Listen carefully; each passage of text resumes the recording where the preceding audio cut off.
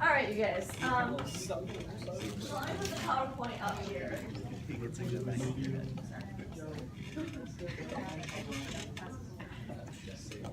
Oh no. It's not comfortable. All right. And now I gotta do that.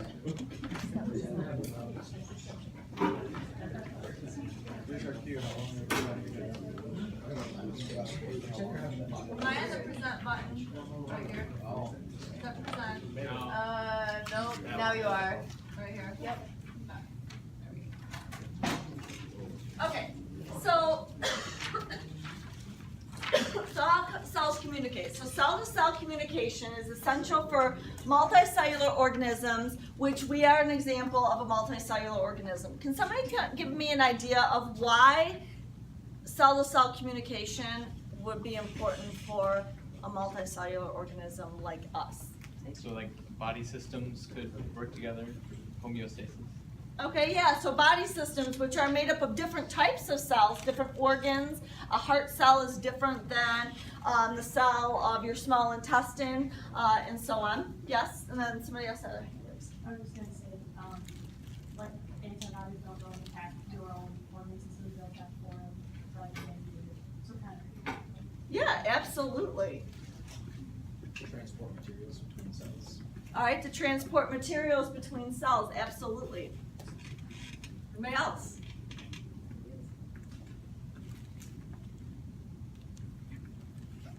So when you're like, isn't the uterus and stuff, like when you're still an embryo, the stem cells communicate with the other cells to where they're supposed to go when we're forming, and like the stem cells will repair things, so communication is important for where they need to go. Yeah, absolutely. So how do the cells like in the head become the head versus your, yeah, absolutely. And we'll learn that more about that later on in the course.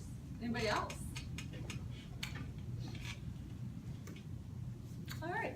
All right, so we're going to see that how we know, and a lot of what we know about cells communicating with a multicellular organism like us, we've learned from studying smaller organisms, and the smallest organisms are bacteria. And so bacteria, one organism is just one cell. They don't have multiple cells to communicate with. So when a bacteria cell communicates, it communicates with another bacteria cell, like we communicate by talking and expressions and so on and so forth with one another. Bacteria cells, each one of those are their own unique organism, but they communicate not via talking or anything like that. They communicate chemically. One molecule releases a signal that can go to another molecule, and so that's how they communicate. So biologists have discovered some universal mechanisms of cell regulation and how cells signal and talk to one another through the studying of microbes. So microbes are a window on the role of cell signaling in the evolution of life. So what a microbe does is, microbes are bacteria. So if you have two different bacteria, and so this is one organism, this is another organism, how they quote unquote talk is one organism makes a signal molecule. So that's your signal molecule, let's say. And so what happens is then this signal molecule can cause a change to happen and communicate with this cell. But how does it do that? So the signal molecule is hanging out here. How does it communicate with this cell? Well, if you recall that within the membrane, the cell membrane, you have the lipid bilayer, but remember we have proteins embedded in there. So if this cell here has a protein that has a complementary shape to the signal molecule released by this cell, then that signal molecule can bind to that protein. And so oftentimes these proteins may be enzymes. Enzymes speed up chemical reactions. And so what you end up happening is this enzyme will cause a chemical reaction. It causes maybe a series of chemical reactions that ultimately elicits a response inside the cell. So the response could be turning on a gene to make a certain molecule. It could be causing the cell to grow and get ready to divide, and so on. So this response would not happen inside the cell without the communication from another cell. So, so that's how cells can communicate. So one cell releases a signal molecule and the other cell has what we call a receptor protein that can bind, that signal molecule can bind to, and that's what elicits a response in the cell. So these arrows here that I was just putting here, we call a signal transduction pathway. Signal transduction pathway is a series of steps by which a signal on a cell surface is converted into specific cellular responses. So the signal on the surface is this molecule here binding to the receptor protein, which triggers a series of reactions inside the cell, which then will trigger a response. The signal transduction pathways convert signals on the cell surface into cellular responses. Notice, is the signal molecule ever entering? No, the signal molecule is not entering. It just binds to the surface, but then yet still triggers a response inside the cell.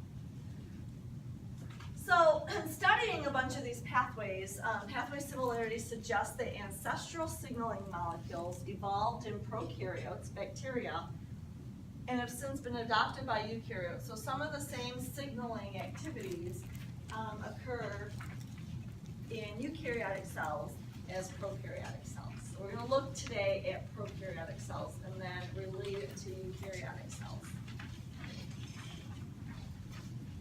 Alright, so you have a picture. Alright. And I want the picture, what I'd like you to do is title it, this is mating in yeast. This is an example. And yeast is a eukaryotic organism, it's not bacteria.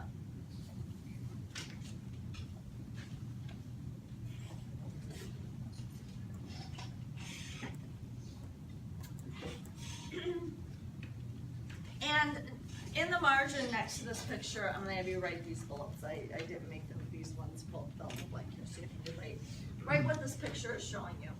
Alright, so yeast cells use chemical signaling to identify cells of opposite mating type and initiate the mating process.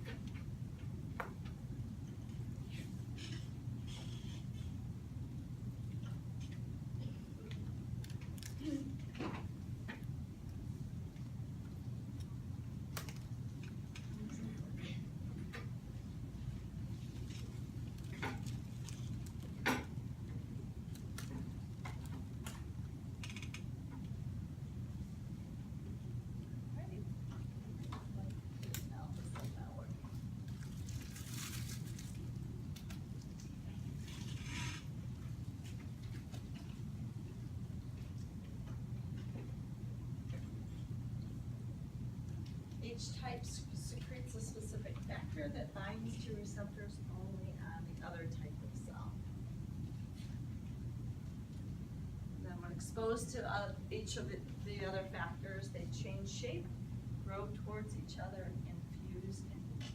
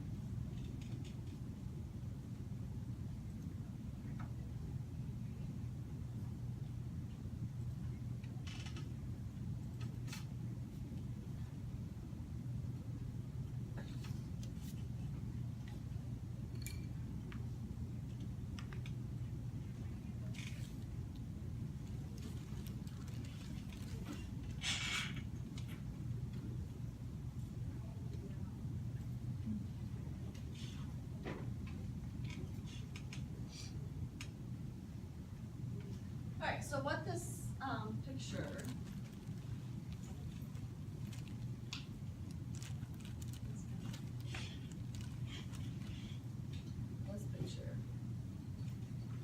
is showing you is the two different types of yeast. So you have yeast cell they're calling mating type A and then mating type alpha. And so we have two different types of yeast, and they produce different factors or different signaling molecules. So the alpha produces an alpha factor and the A produces an A factor. But notice that they have each other's receptors that will bind each other's signaling molecules. So the alpha here has a kind of circular shaped signaling molecule that will bind to these guys' signaling molecule, and this one has one that will bind to those. And so what happens is when they release their signaling molecules, because their signaling molecules will bind to each other's receptor proteins, when that happens, remember the binding elicits a response inside of the cell. So what happens when these circles bind to this mating type alpha is they begin to grow and fuse together. And so that's what we see here. And the same thing is going on here when these alpha factors bind to this mating type A, the same thing happens, and so they grow towards one another, and so that initiates the mating process. And so these two are able to mate with one another because they have receptors for each other's signaling molecules. If you had another yeast cell of another mating type and they didn't have receptors for either one of these molecules, then that type would not be able to mate with those. All right, and so that's an example of the response, the illicit response, eliciting the response. All right, so before we get into local and long distance signaling here, I want to go back here and I'm going to show you a video. It's a TED Talk video.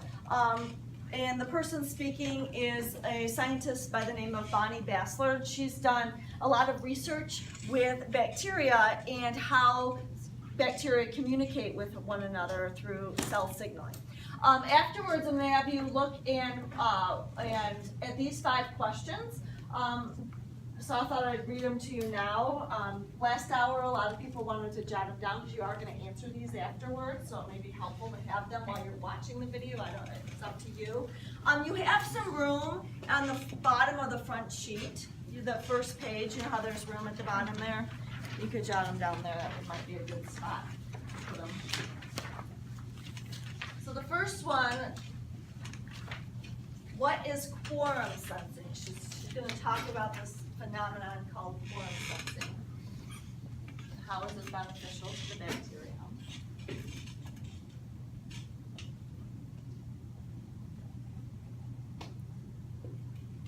And then, how does it, meaning quorum sensing, relate to pathogenicity?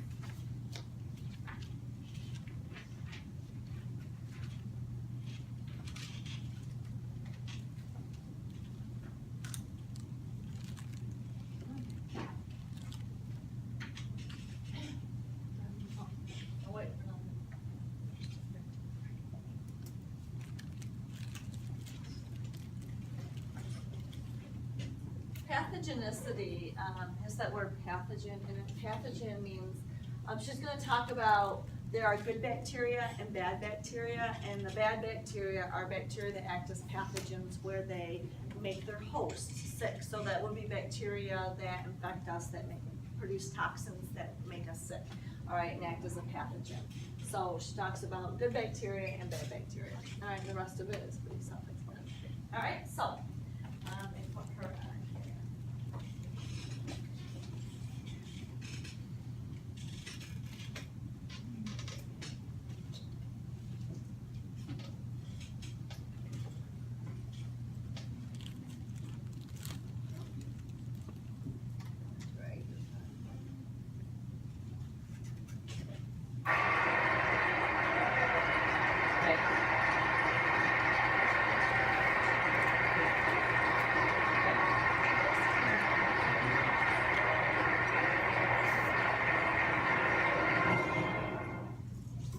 Oh, that's the end, sorry.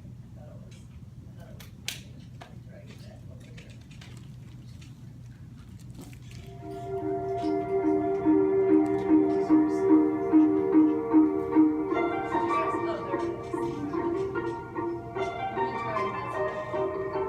It's not used to this new. Let me go back here.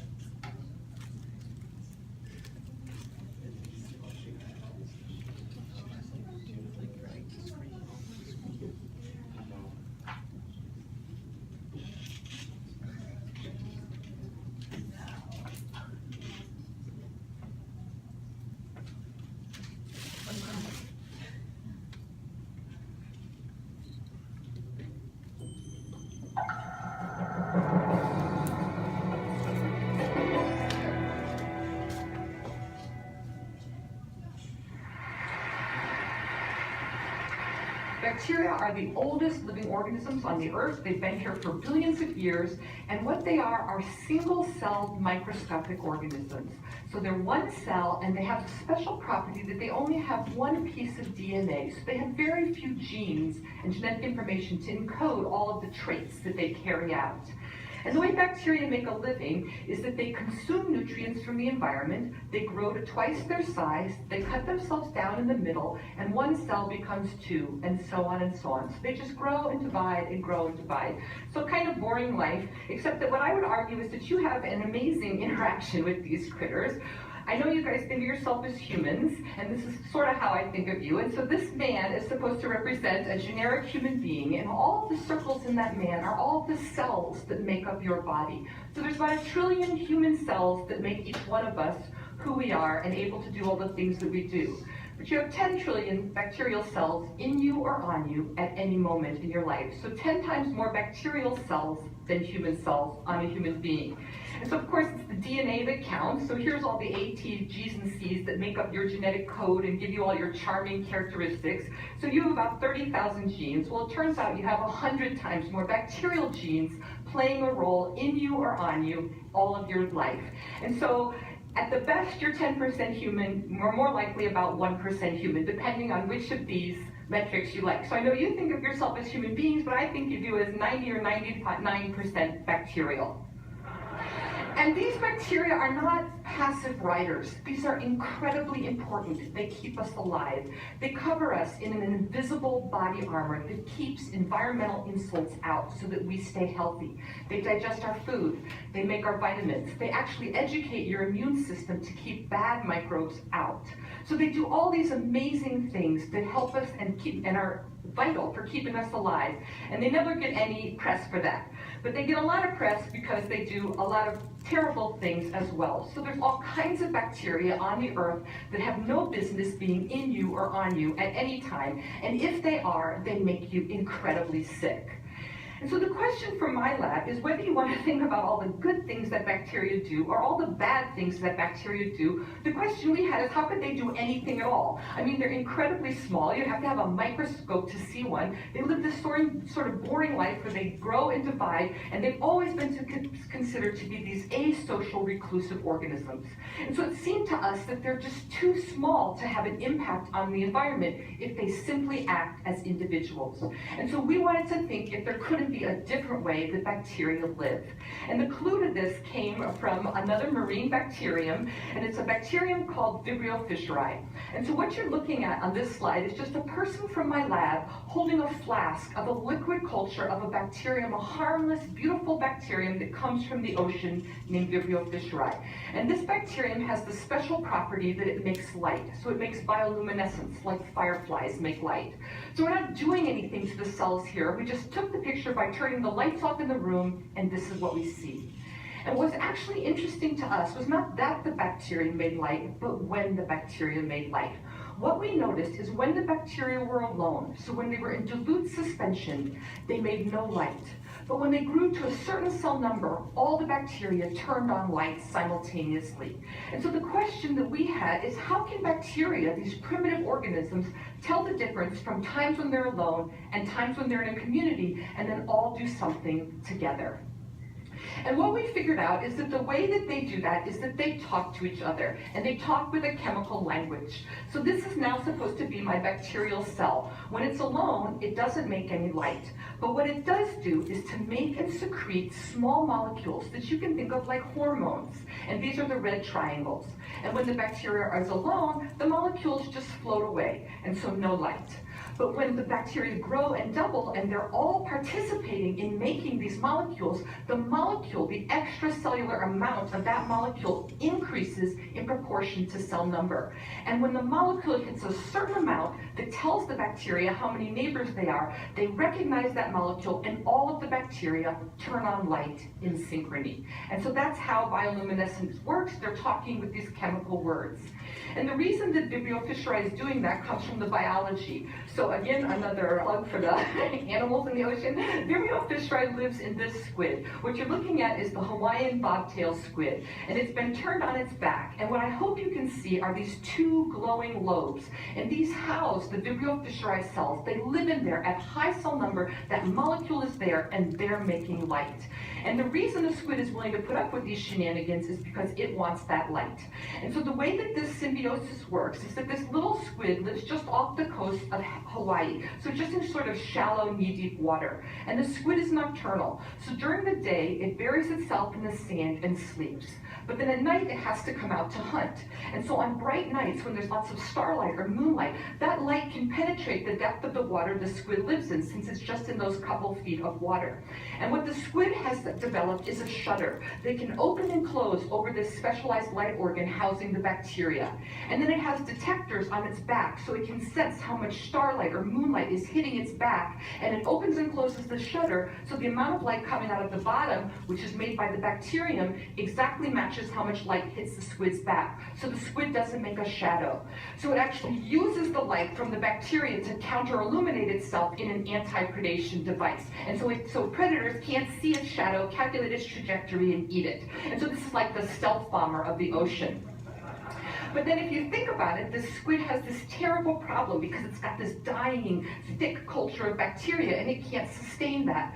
And so what happens is every morning when the sun comes up, the squid goes back to sleep, it buries itself in the sand, and it's got a pump that's attached to its circadian rhythm. And when the sun comes up, it pumps out like 95% of the bacteria. And so now the bacteria are dilute, that little hormone molecule is gone, so they're not making light, but of course the squid doesn't care, it's asleep in the sand. And as the day goes by, the bacteria double, they release the molecule, and the light comes on at night exactly when the squid wants it. And so first we figured out how and this bacterium does this, but then we brought the tools of molecular biology to this to figure out really what's the mechanism.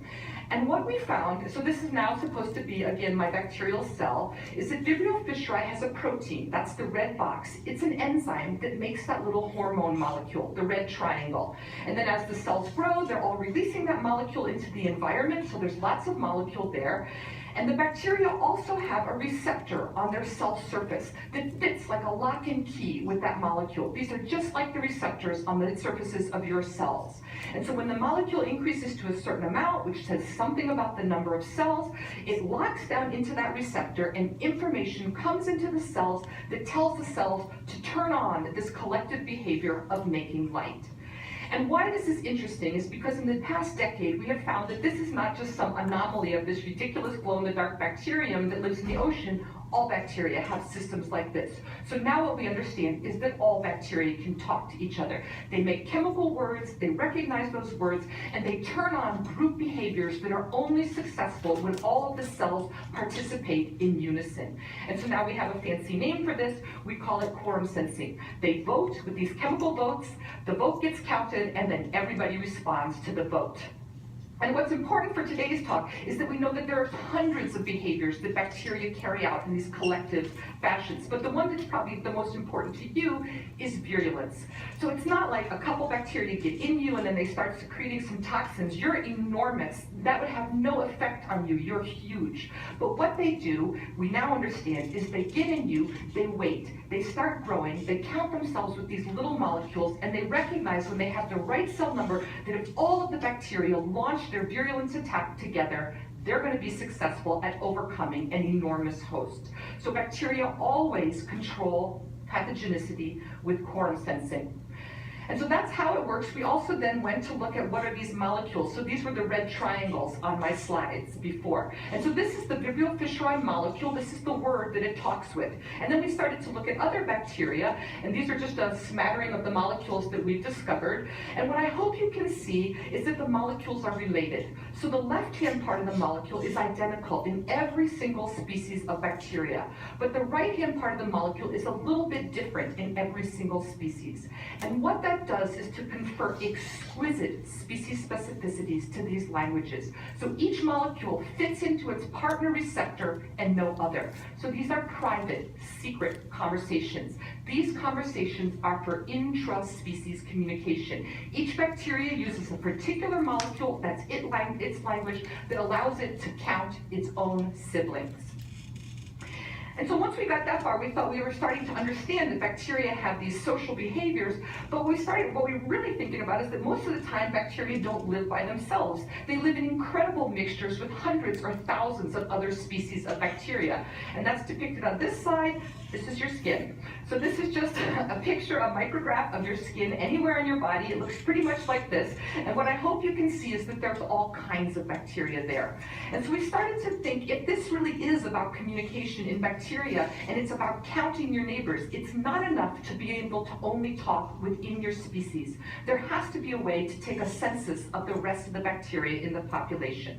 So we went back to molecular biology and started studying different bacteria, and what we found now is that in fact bacteria are multilingual. So they all have a species-specific system. They have a molecule that says me, but then running in parallel to that is a second system that we've discovered that's generic. So they have a second enzyme that makes a second signal, and it has its own receptor, and this molecule is the trade language of bacteria. It's used by all different bacteria, and it's the language of interspecies communication.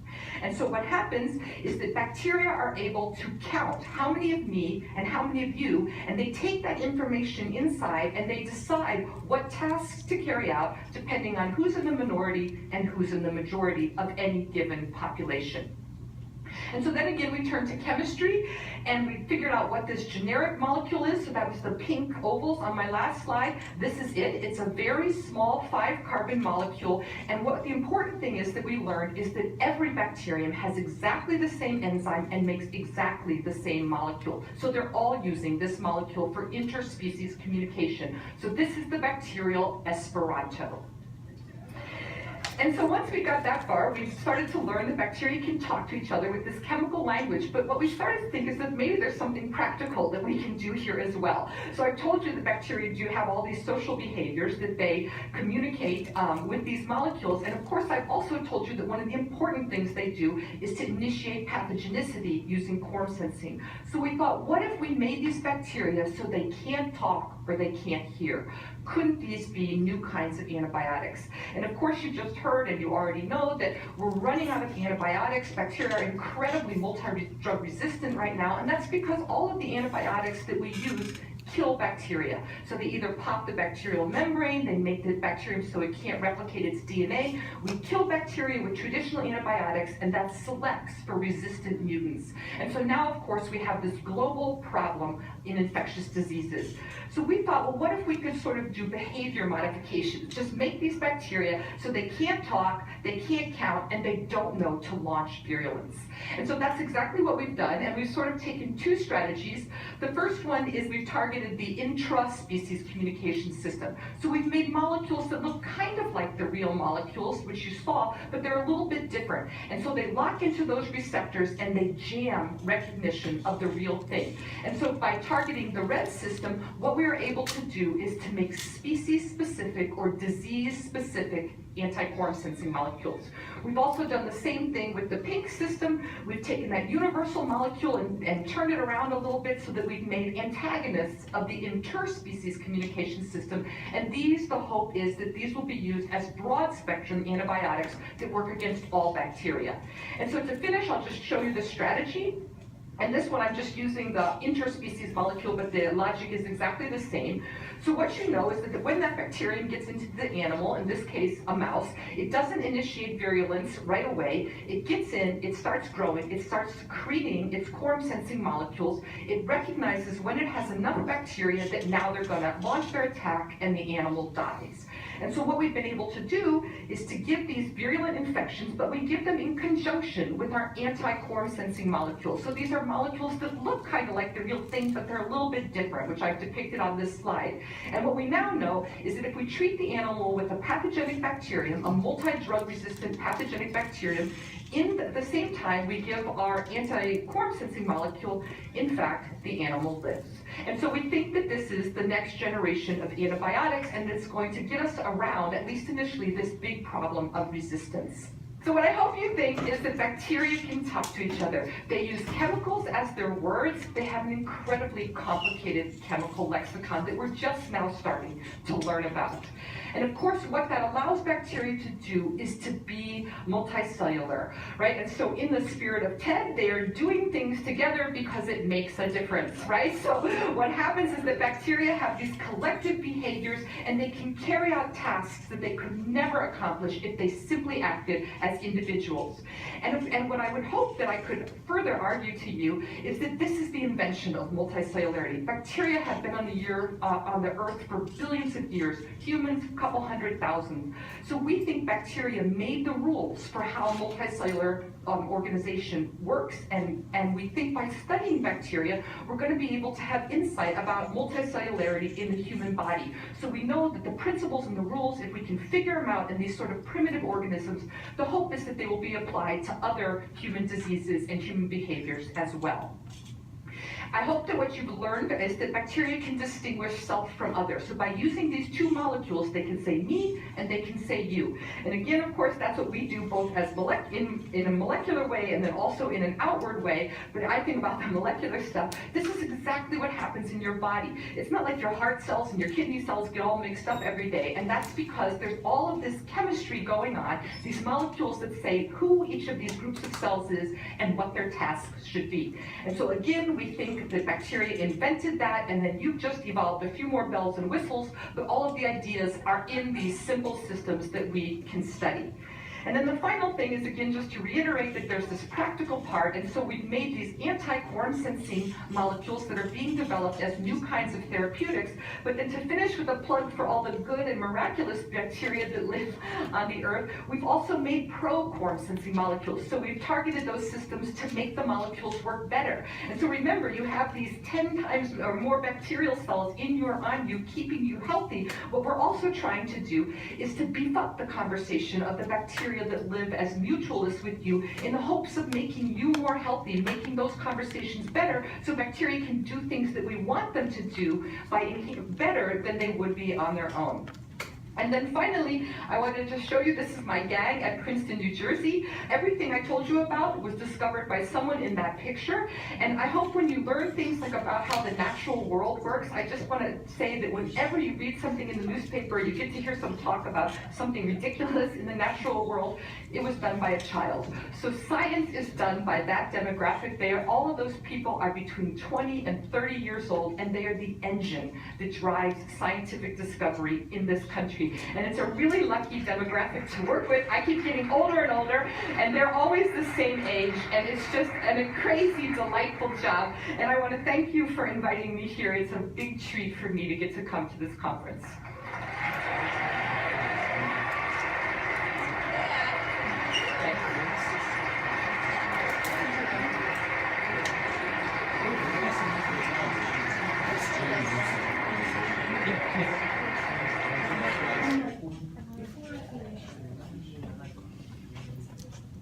Okay, so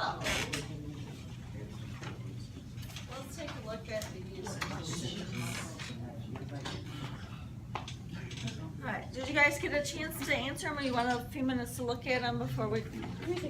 Yeah, let's take a few minutes to look at the questions here. So see if you can get an answer, formulate some kind of answer for all 5 of them.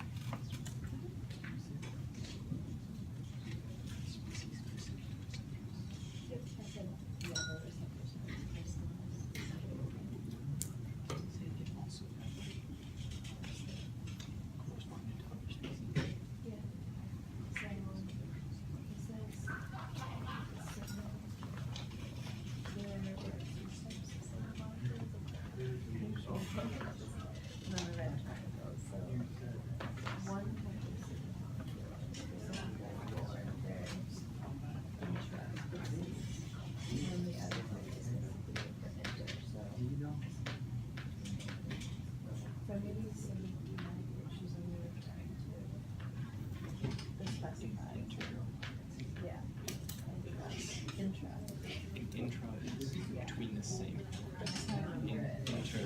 Interstate highways, so.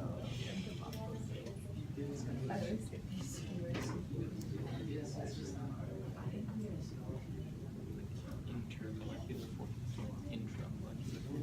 See, you should get out of the corner over there. This is a whole new world over here. It's out. Those are really expensive. Mrs. Swoop downstairs. She had her skeleton.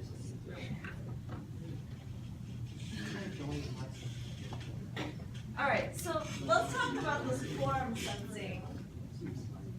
So the first example she used, was talking about the bacteria that lived in the squid, right? That exhibited bioluminescence, and she had said that she noticed that when they were in low concentration, it didn't glow, and when high concentration, it did. That bacteria is exhibiting quorum sensing.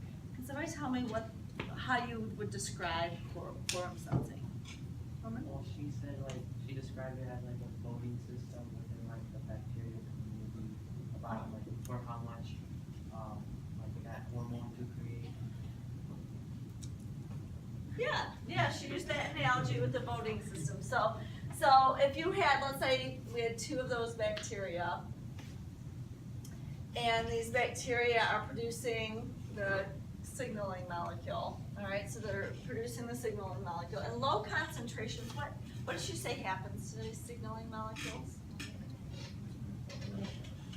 They kind of just diffuse away, right? And so, we don't have an effect here. And so one other thing about this bacteria is that they have a receptor protein in their membranes that their own signaling molecule can bind to. So that's possible for that to happen. And remember, the signaling molecule will, if it binds to this, elicits a response. So when they're in low concentration, and they produce these signals, then the signals diffuse away. Remember, molecules are just bouncing around, and they diffuse away, and they don't bind with the receptor proteins. And so in the case of her bacteria in the jellyfish, they're not going to bioluminesce. And so what happens is then these bacteria divide, and so this will grow and divide and become 2 bacteria, and same thing with this, and we'll get more and more bacteria.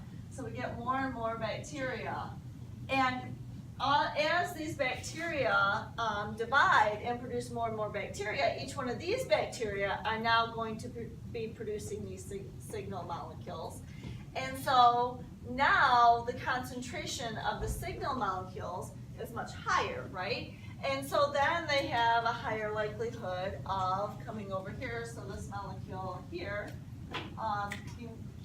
as they become more and more highly concentrated with the great quantity of bacteria, then what happens is that because of that high concentration, then those molecules will start to bind to these receptors on the membrane of all of these cells. So we might have millions of cells here producing this signaling molecule, and now they bind to those receptors, and binding to the receptors, what does that cause to happen?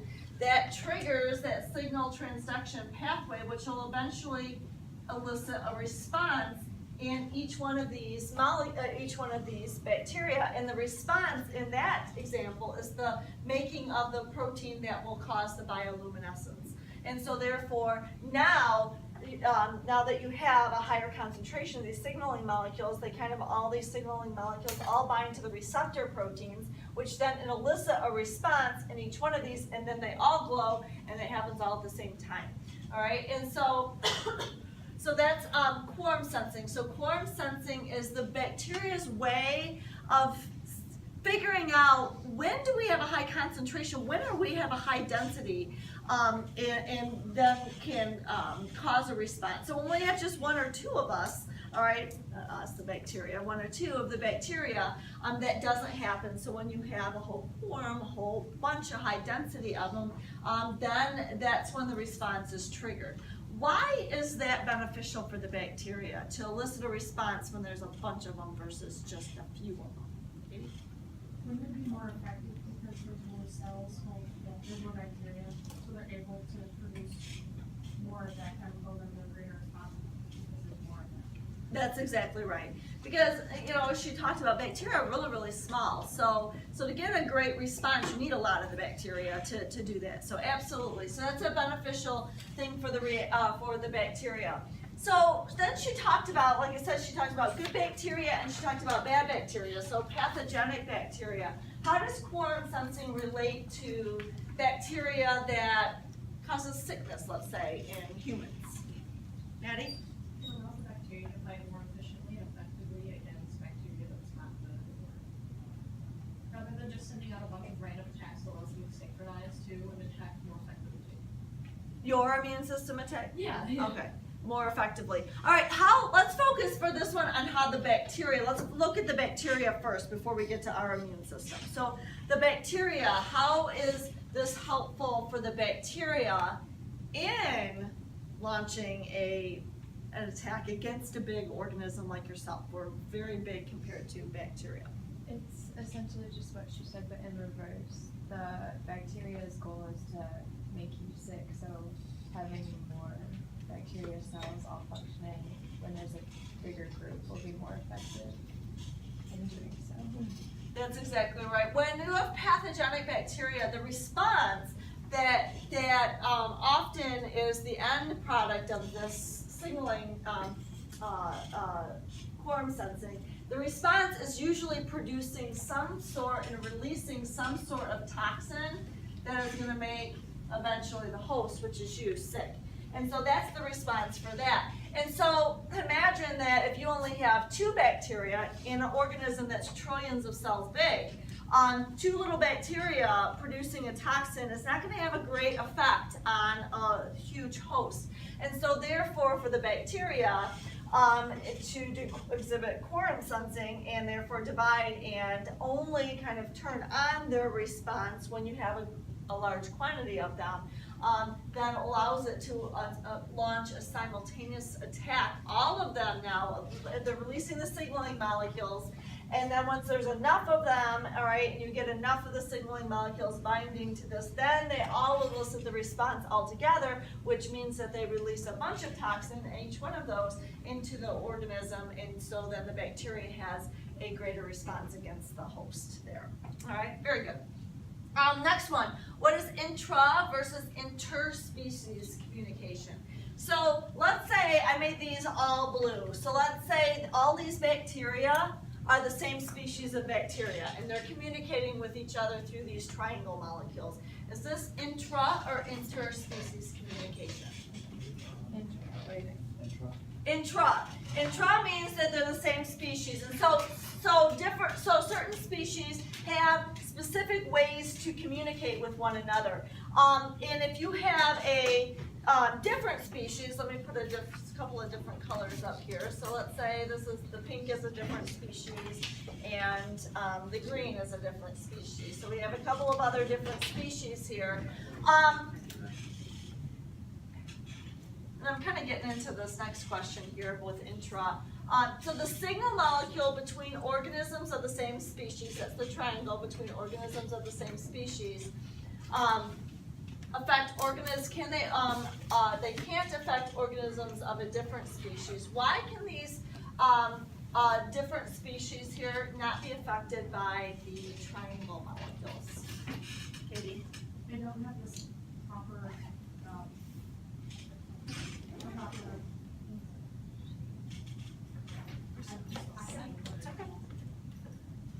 Okay. Somebody want to help her out? They don't have the, you're right. Yeah, I know you're on the right. They don't have the proper something. Receptor site?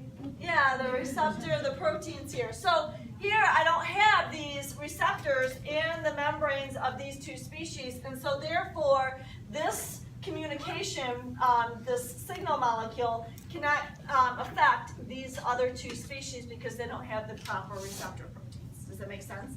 And so then that is intra communication, all right, intraspecies. So these guys are communicating with each other, not communicating with organisms of a different species. Interspecies communication is communicating with different organisms of a different species. So there are some communication systems where these 3 different bacteria, so the species A, B, and C, can communicate with one another. And so this is more of a generic communication. So, and so what happens there is that this species here not only produces these triangle molecules to communicate with organisms of the same species, but they can also produce, let's say, these circle molecules. But guess what? All species of bacteria produce these circle molecules. And therefore, all species of bacteria then have the receptors in the membrane for these circle molecules. And so the different species can communicate, so there's some generic communication between different species as well as species-specific communication. Does that make sense? All right. And so, so that's intra or interspecies communication. And we already did that one. And we're gonna run out of time, aren't we? So we'll talk about antibiotics tomorrow. All right.